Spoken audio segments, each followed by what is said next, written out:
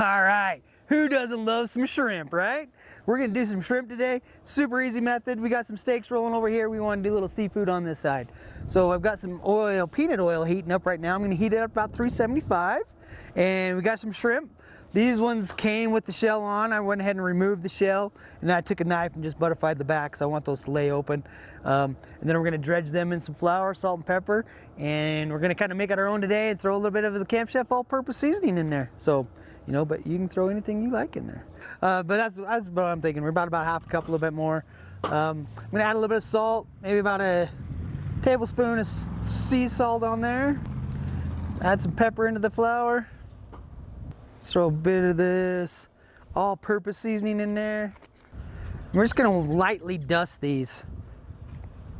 So we're just gonna dump those in.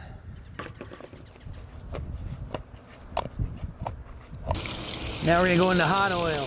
We're just not gonna wanna spend a whole lot of time in here.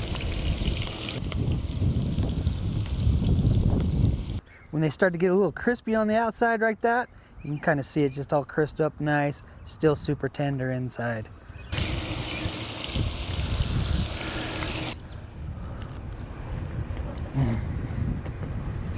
That is good.